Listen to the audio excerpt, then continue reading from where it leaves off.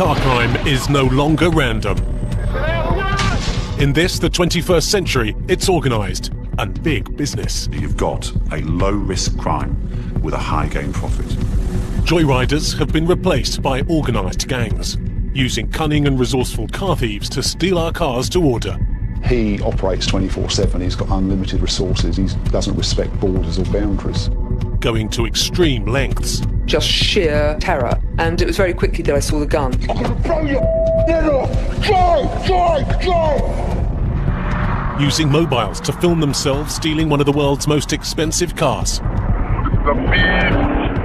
He filmed his own crime. Not only filmed it, but saved it on his phone.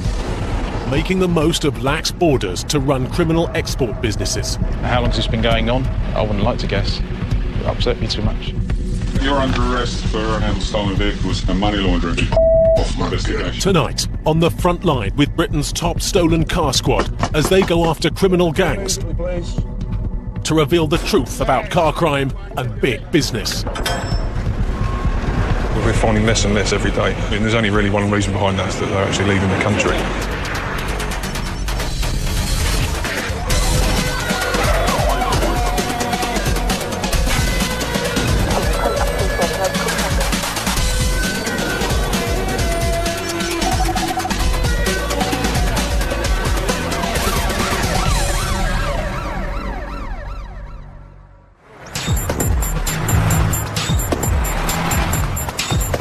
Ten years ago, nearly 400,000 cars were stolen each year in Britain. Today, thanks to greatly improved car security, this figure has fallen to 176,000. Good news. Or is it? Because of the improvement in security, our car crime's dropped about 35%. But what we see in London is an escalation in organised vehicle crime. In Britain today, criminal gangs have turned car crime into big business. Teams are actually going out, identifying cars that they want to steal, and then taking them, cloning them, which is re-identifying them and selling them off to innocent purchasers. And it's happening everywhere. In Cambridgeshire, gangs are actually selling stolen cars from people's driveways. But the police are onto them. Detective Sergeant Peters is after an organised gang who have based themselves in St Neots in Cambridgeshire. And the cars they're selling are cloned.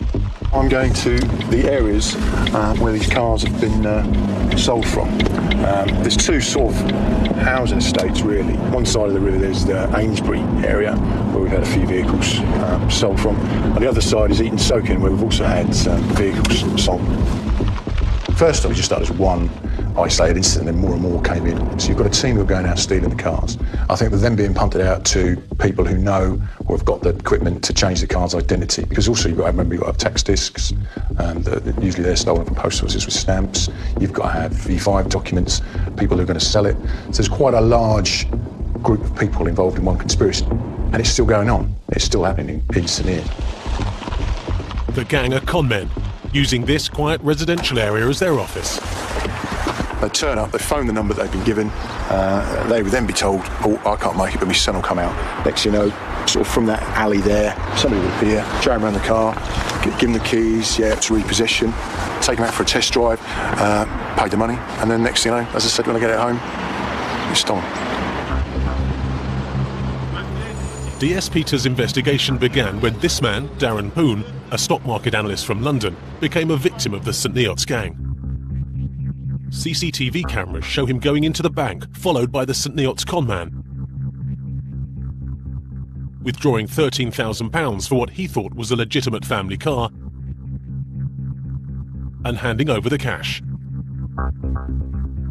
It was quite a good price. It was a good working condition. We were happy to purchase it. I mean, we liked it a lot. Darren discovered the truth about car crime for himself when his wife gave birth to their first child. We decided that that vehicle was just not big enough, to get the car seat in and the pram and all the shopping and all that kind of stuff. So we decided to go ahead and look for a larger car.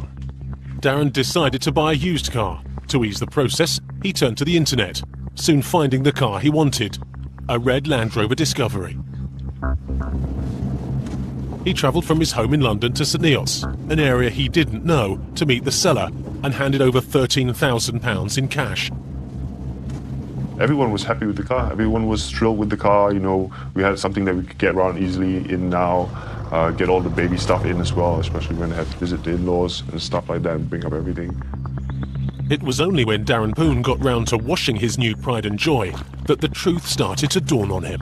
Well, I was giving it a really good scrub down, and I noticed a VIN sticker under the vehicle. It's quite strange for a VIN number to be in sticker format. Normally it's stamped into the metal or something like that. And I felt it, and it felt like there's an embossed number behind the sticker. Basically, my heart sank. It sank even further when he called the police to report his concerns. They came, confirmed it was stolen, and took it away. It's left us in quite a dire situation because right now we've lost our money, we've lost the car, and no one seems to have anything or any process to protect someone like myself. I did a HPI check, and I also did a check with a company called My Car Check. Everything came back fine. You know, what else can someone do? You know, the VIN tags matched the registration mark. It was all fine. Although the conman was caught, thanks to CCTV in the bank, Darren got nothing back. The Land Rover's insurers told him he would have to buy the car again from them. So he forked out another £13,000. It's an expensive item. The idea that you can just flog it to somebody casually and there's no checking on whether that person that I'm selling it to, who they are, where they live, what their address is or anything else, it's very vulnerable to crime. Back in Cambridgeshire, it's 7 a.m. and DS Peters and his team are after another member of the St Neots cloning gang. We do know this particular male. We have dealt with him a couple of times before, but you never know what's going to happen, so always have to be prepared just in case it goes wrong. Most car crooks aren't early risers. Steve, around the back. Today we're going to arrest a chap who's been selling motor vehicles from his driveway. He's been arrested before, has admitted parts of his involvement, but on this occasion he's also sold a Range Rover Vogue. As a consequence of that, we have some forensic stuff on him that we can put to him in interview. We're outside now. We're looking for... Morning. Give us a plate. Can I get some clothes on first? I'm arrested on suspicion of fraud by false representation, handling stolen goods. You didn't have to say anything that may harm your defence. If you didn't mention when questions something which later on in court, anything you did say may be given evidence. Yeah, my colleague will escort you upstairs to make sure you get some clothes on. This is unbelievable. Well, so are we, to be honest. Can you make sure you've got a key on? Mum, I need to find some boxes, because when they put me in jail, I'm going to have to take my belt off and my trousers and keep falling down. Pain in the arse. I think he was a bit shot by the early morning call. He's not too happy. He thinks it's harassment, but my view, should be selling cars off his drive. If I known he was coming, I'd have been ready, wouldn't I? Funny enough, I didn't ring you first, did I? No, he didn't. The arrested man isn't the criminal brains behind the outfit. He or she remains at large. But for DS Peters, this is a step in the right direction. So, time to arrest, please, James. 7:35. 2 offences, handling stolen goods and suspicion of fraud by false representation. This gentleman that we've arrested is really a sort of minor player, we think. You look at his sort of lifestyle, it sort of means he's not making a great deal of money out of it, and I think he's probably just sold up vehicles, taken a couple of £100. As soon as you take one out, somebody else goes, well, I'll do that. You know, that's just the way of the world. And then are you suffering from depression or any other mental? Not yet. Maybe soon. Are you all right to read and write? Yeah.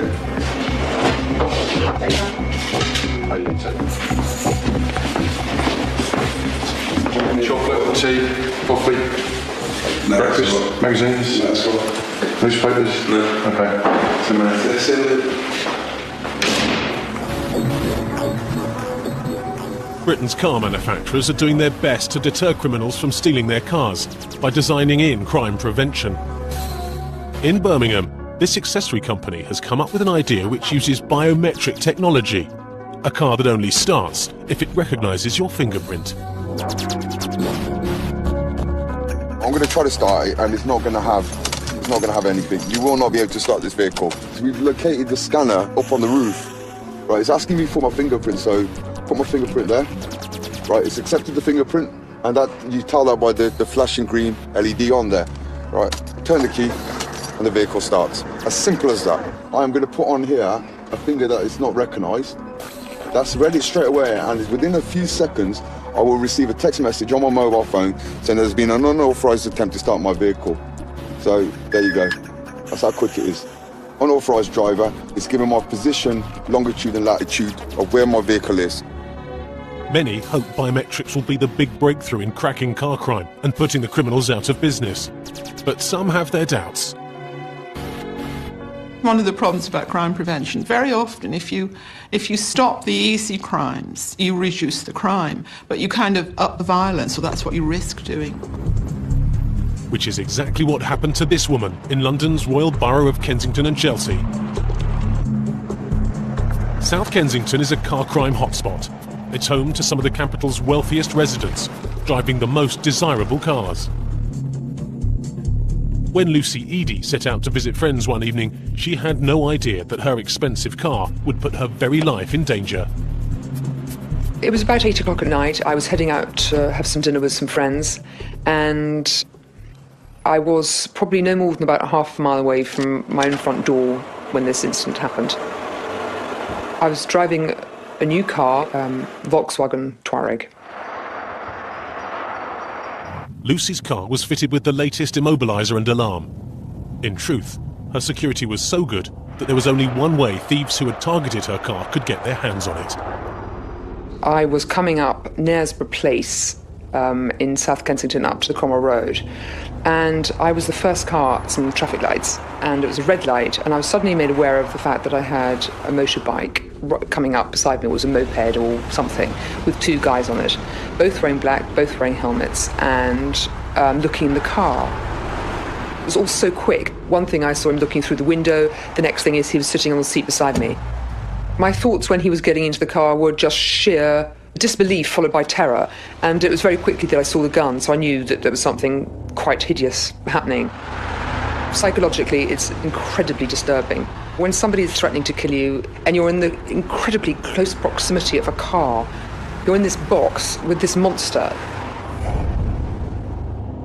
I didn't say a lot when he got in, and I didn't say a lot throughout the whole ordeal. He was the one who kept on shouting. He was wearing a motorbike helmet, so it was very difficult to determine. You know, I knew he was a white man. Don't know what nationality.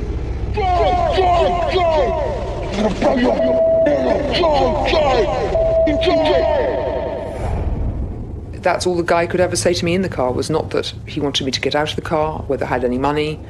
He just kept on going on how he wanted to blow my brains out. Drive, just drive.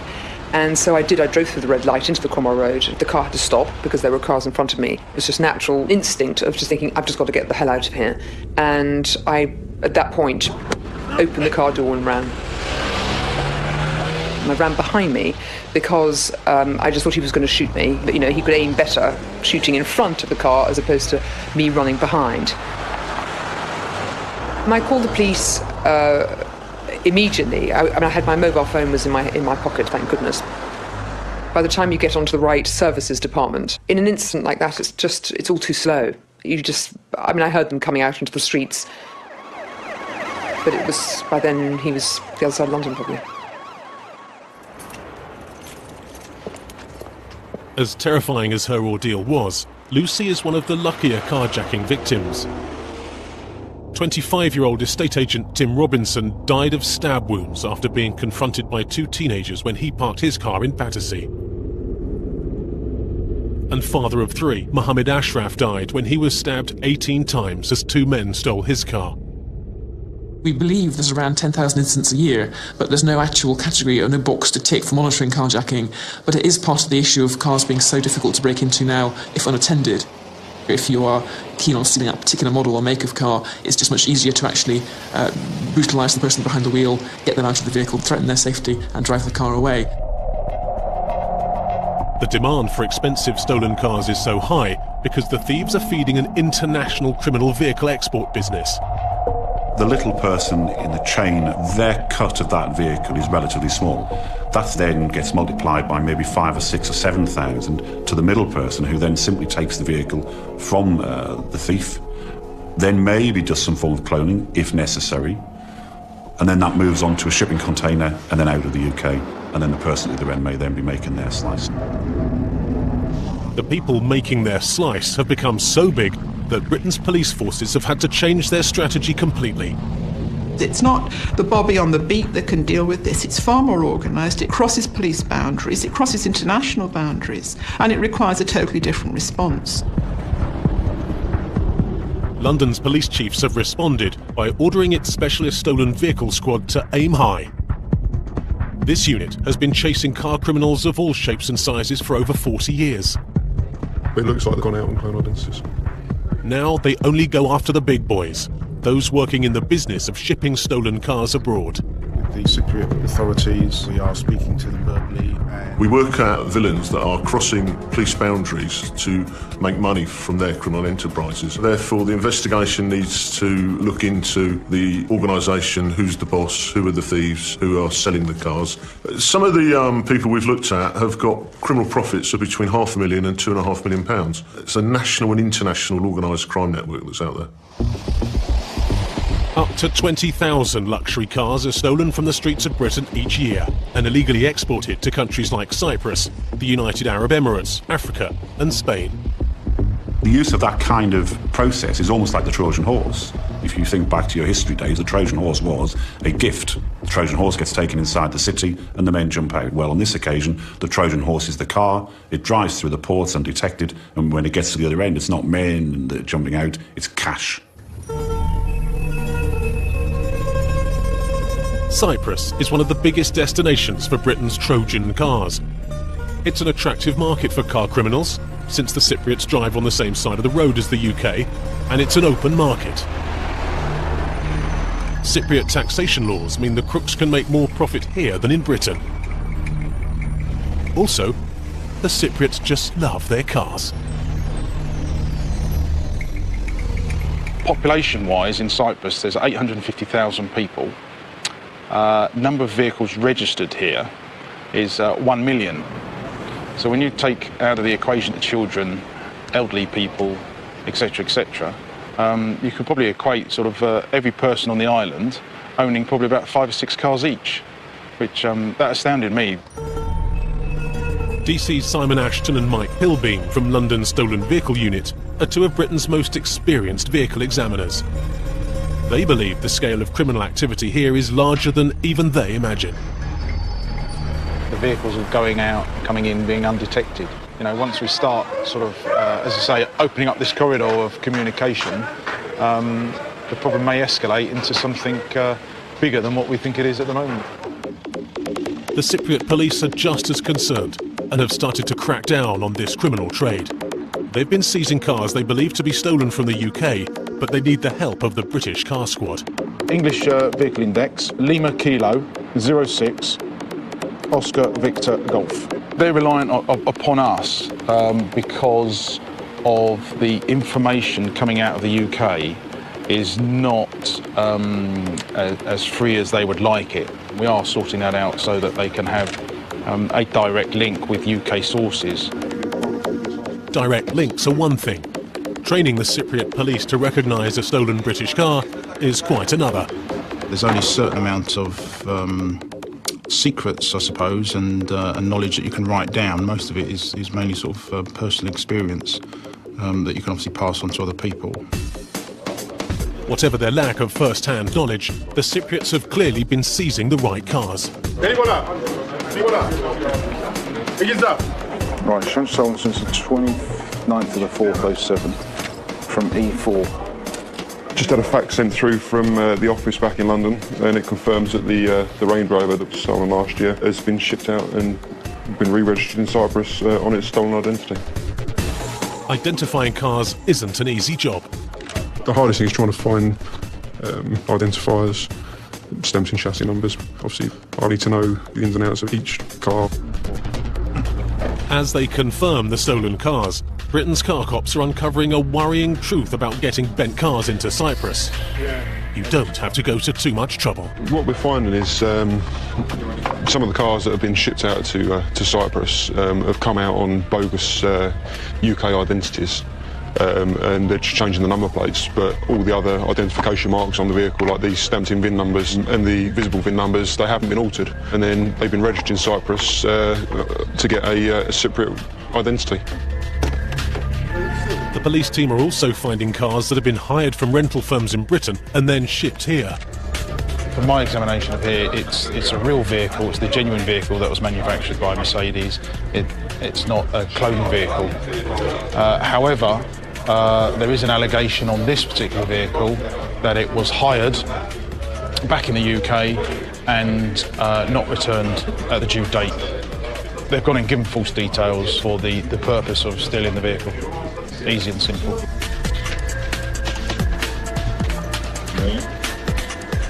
I'm surprised at the ease at which they do it. I mean, how long has this been going on? How many vehicles have come into this country? And obviously, they go on to other countries. I wouldn't like to guess. It would upset me too much. DC Ashton's upset is today offset by the joy of recovering so many stolen cars. Since we've been here, the vehicles that we've taken for further investigation, we're probably nudging about £1 million worth. And it could have been even higher if the thieves had got their hands on more of this type of stolen car. This is Bentley GT, automatic, about £100,000 worth of vehicle, probably less than 10 turn out stolen on the UK register. What have they spent to actually get the vehicle here and change the identity? Probably a couple of thousand, if that, you know. So quite a handsome profit for just one vehicle. This trip may have been a success, but DC Ashton knows the truth. They are not yet on top of Britain's car criminals. In the majority of crime, you're one step behind, and we'll never ever stop them. But we're not that far behind them. The Cypriots too believe they are catching up and remain confident that they'll be able to reduce the amount of trafficking in stolen British cars. The authorities of both countries are fully aware of the problems. We strongly believe that eventually the culprits will be arrested and prosecuted. Back in London, the car squad is starting to see the fruits of its labours. After a 24-month investigation, DC Ian Slaney and his team have shattered a gang who earned millions by exporting stolen luxury cars via Holland to the United Arab Emirates in the Middle East. By smashing this gang, we've stopped millions of pounds worth of vehicles. They'd been stolen purely because of their value and the fact that they can be taken to another right-hand drive country where they can be sold for market value. The gang were responsible for stealing one of the world's most expensive sports cars, a McLaren SLR, worth over £300,000 and one of the fastest cars on the road. It's a very rare car and very desirable. There's only 1,600 made, I believe, and actually in the UK probably maybe 20 or 30. When DC Slaney and his team first came across the gang 2 years ago in London, they used hidden cameras as part of their covert surveillance. Can you get it now? Yeah, go on. Keep going. Yeah? Yep. When we first visited the address, we actually saw this car sitting outside on his driveway. Now this is an Audi RS6 and it was displaying German number plates at the time, which we thought was odd because it's a right-hand drive. It wasn't long before they got sight of the Mr. Big they believed was the leader of the gang. This is the first time that we actually physically saw him. This is the man, Mr. Imran Khan Ganchi. As soon as he could, DC Slaney seized Ganchi's Audi and examined it. This is the Audi RS6 that we seized. Charlie 0253 Alpha. What he found surprised him. It had actually been rung onto a car from another country. I'll ping it off, yeah? They'd seen a car advertised and they'd actually copied the details from that car and put them on this one. I'll be videoing everything as it is. When DC Slaney & Co. went in to arrest Ganchi, their covert video cameras were there too. Video's running. After much noise inside, he opened the door and you could see him running around thinking, what am I going to do? Coming in with a video. There was just so much there, he couldn't possibly flush it down the toilet or rip it up. Mr. Ganchi was surrounded by forged registration plate making machines, VIN numbers, everything that you would expect to find for someone involved in a major conspiracy for shipping stolen cars. Into the first bedroom. It's packed. chunks of number plates in there, blanks. On his driveway was a stolen BMW X5, again on German number plates. Okay, this is the key that we took from Imran Khan Ganchi's pocket. We're going to see if it opens the vehicle, and there we go. And it's open. It was one of the best finds I think I've had in my career. There was identities of numerous vehicles, pictures on his computer, on his cameras. We had hundreds of identifications for vehicles that we already know had been stolen in the UK. There we go. We'll now put some gloves on and we'll see if it starts it. No, it's now open. Range Rover, service book, chassis number. We also found some personal belongings belonging to Miss Tara Palmer Tompkinson. When we made checks, we realised that her car had in fact been stolen some 3 or 4 days previously. How the gang had obtained the key to Tara Palmer Tompkinson's car remains a mystery. But mobile phones recovered during the raid provide a clue, and the discovery of a new 21st century way of targeting and stealing expensive cars. They drive around and with their mobile phones they'll put on their notes or a text message the registration number and the VIN number of the car. Once armed with that information, they were getting someone to forge paperwork, the vehicle registration document, MOT certificates, insurance certificates, and they'd actually take those documents along with a forged passport to a dealer in Europe. They were relying on the dealer falling for a story of my car has been locked in a car park. I'm stranded in a foreign country, please help me out. And they were actually applying for a spare key for the car. They'd then travel back to the UK, simply walk up to the car and drive the car away. This person that we took out was a major player in organised vehicle crime. Taking out the major player wasn't enough. Ganchi's gang were still at large and responded by driving their stolen cars to Birmingham Airport and hiding them, legally, in the car park. They didn't notice the CCTV system. This is Miss Tompkinson's BMW entering the car park, followed by another stolen Mercedes. And here, 3 members of Ganchi's gang are caught leaving. The alarm was only raised when an attendant's suspicions were aroused and he called the car squad. We're at a car pound in Birmingham and we're dealing with this 645 CI Cabriolet BMW that's on these number plates. The stolen BMW led DC Slaney right back to Ganchi and East London. At Mr. Ganchi's home address in Ilford, we found a number plate making machine. Now, this machine had actually kept imprints of the number plates he'd been making on a reel. We sent the number plates from both these cars to the lab, along with the reel that we recovered from Mr. Ganchi's address.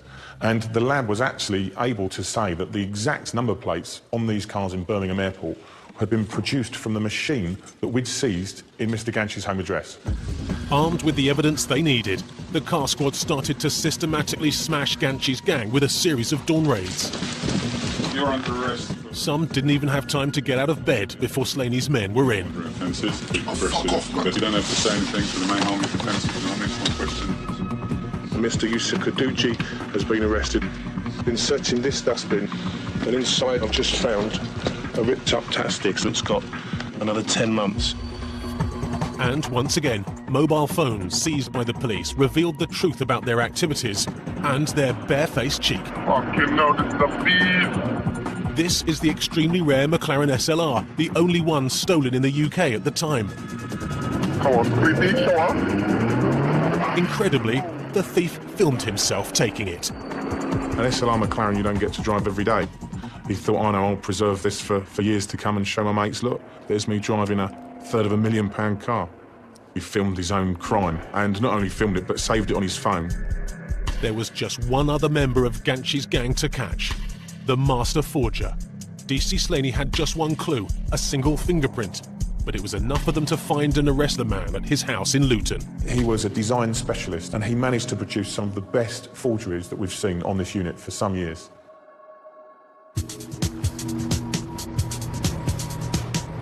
Getting stolen cars out of the UK has also become an art form.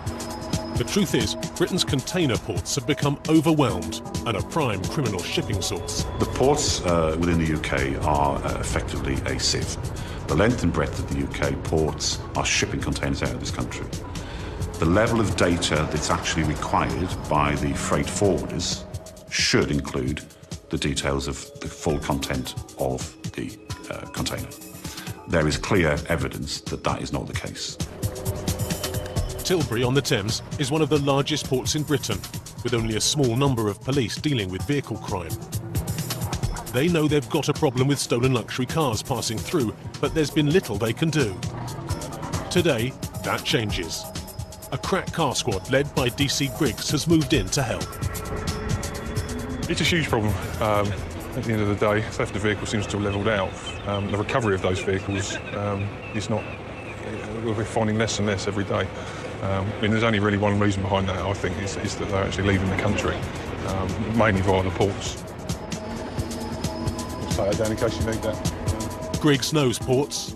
He worked at Folkestone for 4 years.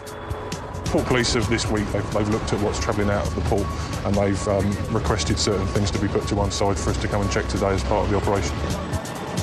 Griggs will coordinate a week-long blitz on Tilbury's containers, based on information he's received. One of the aims of today and this week is to actually get some sort of idea as to the scale of it, really. Could be we find none, could be that we find that container has got one of our vehicles in it. Right, love. See that? We've got intelligence that a number of vehicles will be exported in containers.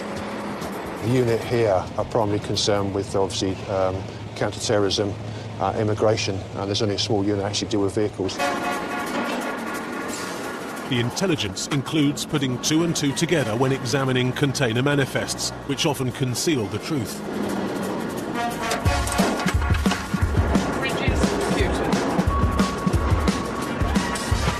Nice chunk of the boxes. Let's see if we can get a small mirror in there. We've certainly seen it on, well, too many occasions to recall, where we've gone down inside and there's cars or vans or motorbikes or whatever in there. The electrical goods are good cover for it. If you look at that, this is the sort of thing we would have to unload virtually item by item. It's very time consuming, quite expensive, and we can only do one at a time.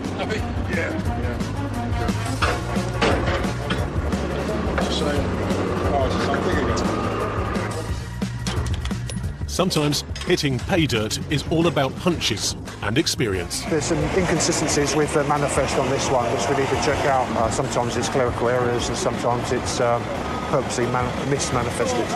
We won't know until we check it out. Household effects and used fridges and freezers. There's no time to wait. PC Whitaker has another suspicious container in his sights. Stand back.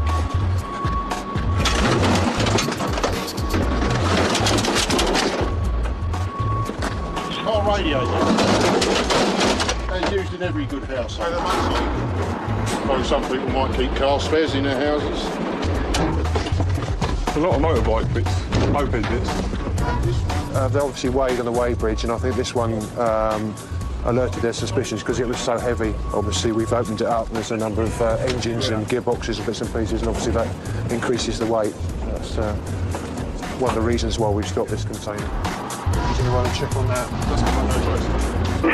We haven't got a bin yet, we've only got bits of it over. The container doesn't contain a car. Whiskey 748 Victor Golf Foxtrot, over. But it is a stolen vehicle. What force area was reported stolen in, over? Someone's pride of joy there at one time. Actually stolen in 2005, it's on a 2003 plate. This one has obviously seen better days. And the squad's having one of its better days. There's good news about the BMW for the police. The BMW is actually a stolen vehicle. I think it was stolen from Warwickshire. Again, it's another classic example of quite a high-value vehicle being exported without interception of the port's police. That vehicle would have never been seen again. And once they are exported to outside the UK, it's often very difficult to get those vehicles back. Interpol estimates that illicit trafficking of stolen vehicles generates £10 billion for criminals worldwide. The biggest losers in all this are the insurance companies, and they've started resorting to unusual ways of trying to get stolen cars back. They're hiring bounty hunters like Barry Hancock from Brighton. This is a Mercedes CLK that was in Dubai. He's no dog, the bounty hunter, but he is a rare breed. Paid by insurers to go to the countries where their stolen luxury cars have been shipped to, find them and bring them home. Well, it's very difficult to keep up with the professional car criminal for the simple reason that he operates 24/7, he's got unlimited resources, he doesn't respect borders or boundaries, whereas the police have to operate within certain parameters. They have to respect borders, they have to respect boundaries, and this is one of the core problems, I think. There she is. Well, it's nice to see her home at long last. Britain's new bounty hunters are making a good living as the insurers increasingly turn to them. Thank you very much, sir.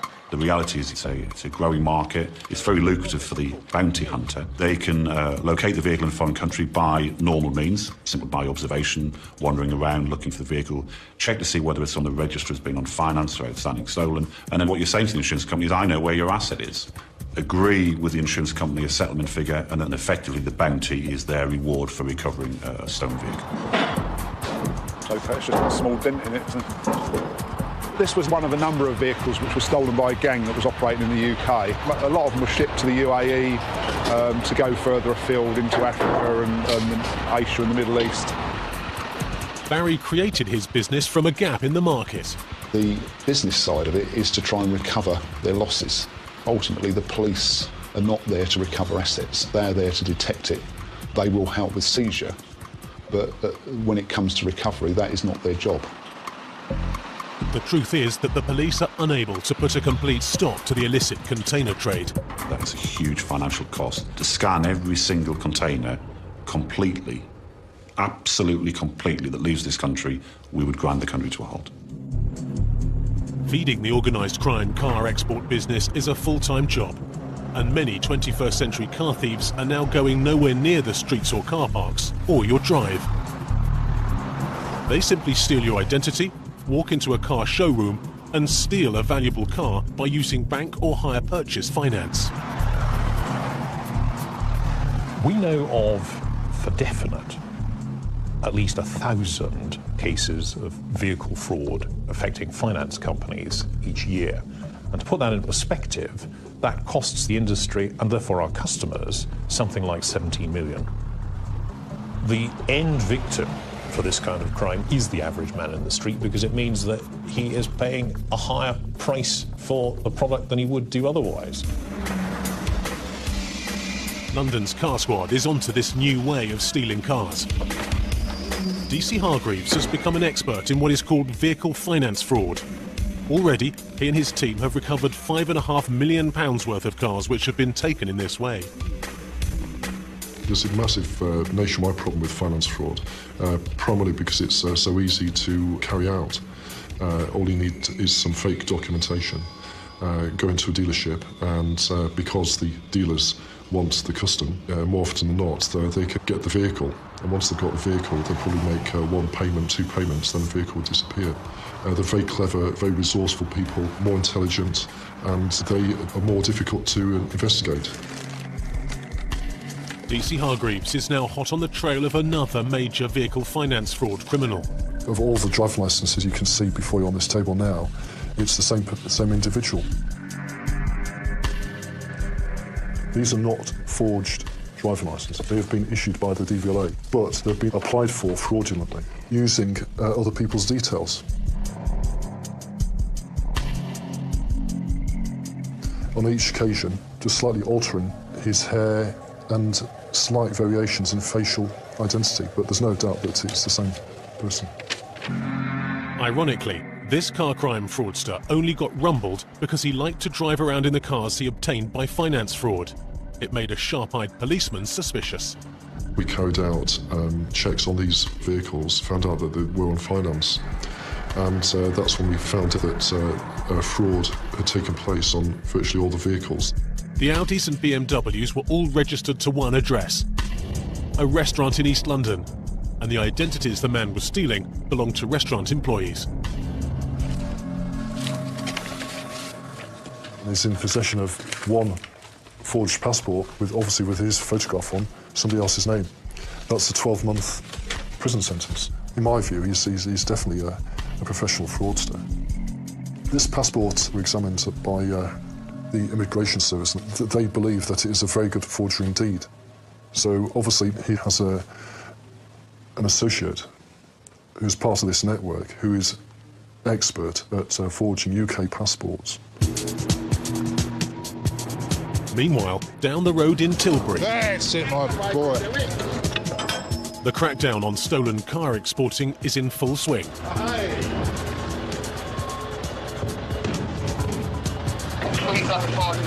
The 4x4 is worth more than £50,000, but is it stolen? It's a good find. Good find. We've done a check on it, and it's going to Johannesburg, and it's come up as finance.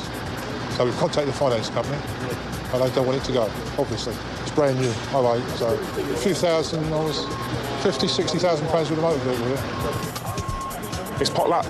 One day, lots of stuff can get shipped. The next day, everything could be legitimate. I mean, that's the shipping industry.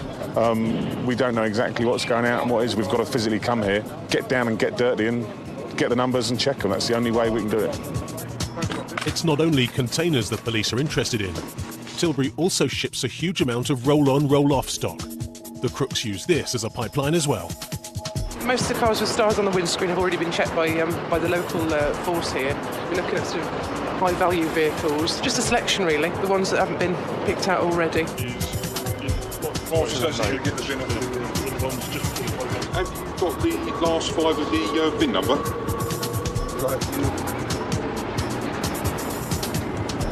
They fill the boots with a lot of other goods, then they weld it shut, so the goods inside don't get stolen when it reaches its destination. Yeah, that checks out. Thanks, mate. So we're also quite suspicious of vehicles like that have been parked right at sea. You can't see the registration plate, and some of them have been ripped off as well. DS Tidy has his eyes on a car which looks a cut above the rest. Could you get Claire, obviously, to make a phone call to them to see if the finance has been paid and if they want it seized? Yeah, all right, Mark. I've just spoken to Claire. It's confirmed they don't want it to leave the UK. Someone has obviously financed their vehicle originally and stopped paying for it. They still owe several £1,000s to the finance company, so that one won't be leaving the country, definitely not. If we had not found this today, it would have been on a boat to West Africa and almost certainly would never be seen again. It's very difficult to keep on top of finance fraud because we can only investigate what we find or what the finance companies send in as a suspected crime. So there are other offences taking place out there that we don't know about. You'll see there 2 different photographs. Now these are both genuine. That's a genuine driving licence, genuine passport, and they've been checked with both DVLA and the Passport Agency. In Manchester, car cops from all over Britain are coming together to work in concert against the organised finance fraudsters. This team is part funded by the finance companies themselves. Initially, we'll be knocking on the address. If there's no answer within a reasonable time, then we'll be forcing entry. The squad are after a gang who specialise in fraudulently obtaining Aston Martins. They got onto them when this Aston was picked up by police in the centre of Manchester. We are up bright and early with some Greater Manchester officers who are going to assist us by calling on 2 addresses this morning. One is the person we believe to be in charge of the Alex Garn Group, and the other is the person we believe has signed the agreement and committed the original fraud. And we're looking to search both premises to find any paperwork and any evidence in relation to the agreement. DC Ruff is leading the second team. Looking for a gentleman called Mohammed Ammar. Basically, he's taken out a finance agreement in order to buy a Aston Martin. It's alleged that he's basically become a director of a company, and the sole purpose of becoming a director of the company was in order to take get the finance for the vehicle. Both raids are carried out simultaneously.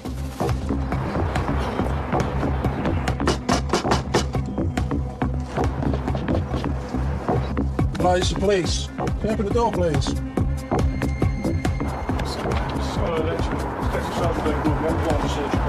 Open the door immediately, please.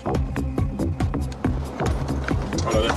I'm DC John Nels. I work with the ACO Vehicle Crime Intelligence Service, the Vehicle Fraud Unit, under a search warrant to make inquiries regarding either Omar Hamid, Mohammed Islam, or Alex Khan. Can we come in, please?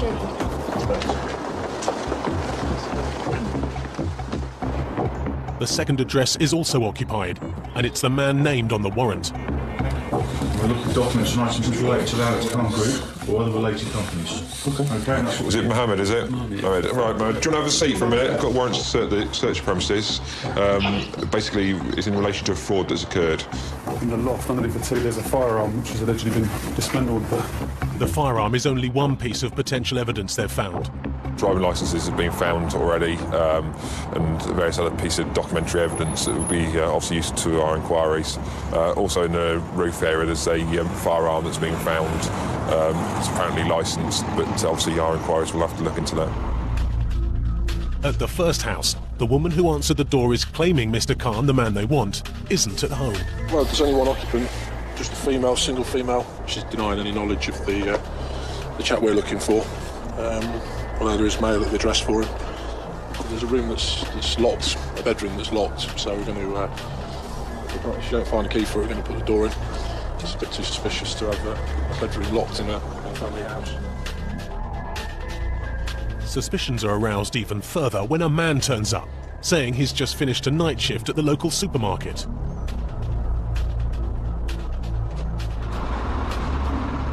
He says he isn't the man they're after, and he and the woman of the house don't know where he is. They claim that he doesn't live here, that he's been disowned by the family and everything else, but she's got his phone number on her phone. I asked you a specific question, didn't I? Yeah, it was like... Well, you want to take it down now? It might be in dispute in your mind, it's not in mine. Okay. She's got a legal background, and so she was only saying what she needed to say. We've got a huge amount of seized documents and intelligence relating to the target. It's an Aladdin's cave, it has to be said. The man from the supermarket has been arrested because DC Nelms is convinced he's involved somehow. Documentation was seized from the room that he claims to be his relates to the company we're looking for and the people we're looking for. So I arrested him on suspicion of having articles in his possession to commit fraud. And the vehicle behind is going to be picked up today by the finance company because that's on finance as well. At the other address, there's also been an arrest on suspicion of fraud by false representation.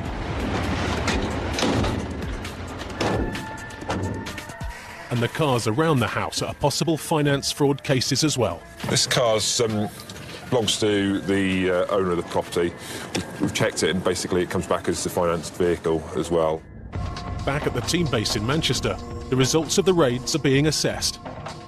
The key to the Aston which kicked off the investigation was found at Mr. Khan's house, along with several others. We've got a selection of keys here. We've got the ignition key for an Aston Martin, which obviously the vehicle we're looking at, the one that was fraudulently obtained. This one was seized from one of the bedrooms. Get another key for an Aston Martin. So they're all things relating to Aston Martins, really. Again, we've got a logbook there, a manual relating to an Aston Martin as well. So it's all hard evidence. If he turns around and says he's got no link to Alex Khan, he doesn't know anything about it, then why is his name, address, date of birth linked on a director's report from Company's House? And these are the items of proof of identity that he's actually used at the dealership.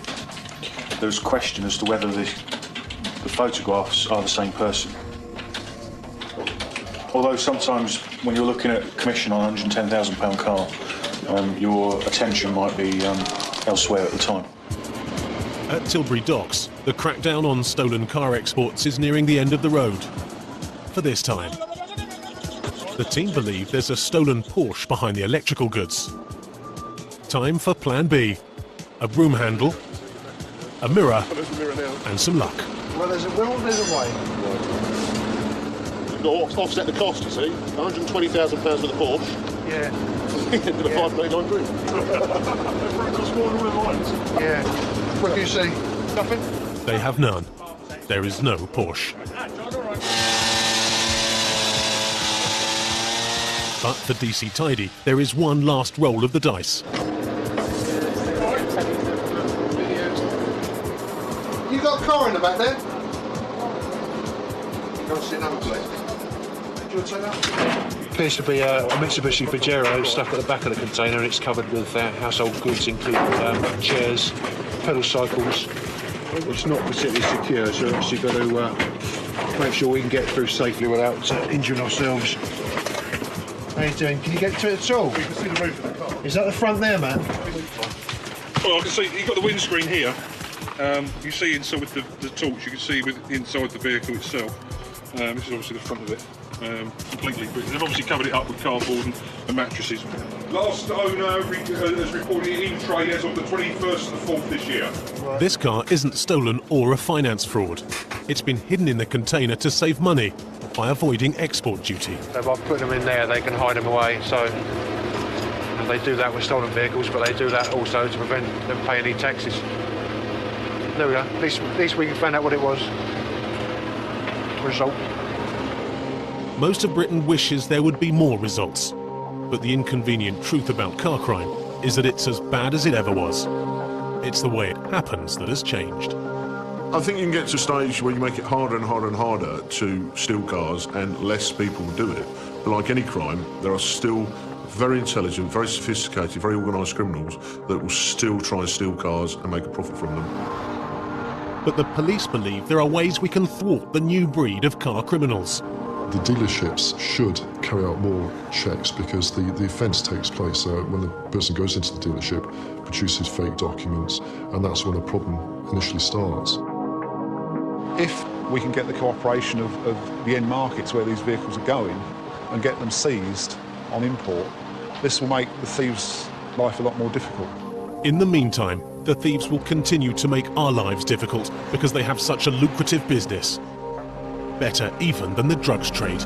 It is true that to take a vehicle aboard and realise the asset and get the cash is a relatively simple process. And put that into drugs, high risk and potentially low gain. It doesn't take a lot to work out why vehicle crime in general is a more lucrative form of crime. The crook from Cambridgeshire selling stolen cars off his driveway pleaded guilty to fraud and handling stolen goods. The mastermind of the multi-million-pound gang exporting stolen cars was jailed for 6 years.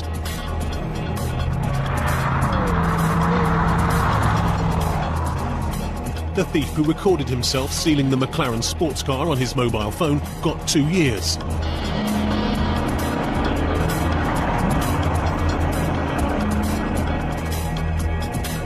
His accomplice got a 12-month suspended sentence. The gang's master forger got 3 years. Lucy Eadie's carjackers were never caught, but she did get her vehicle back. All charges against the men involved with the fraudulently obtained Aston Martin were dropped.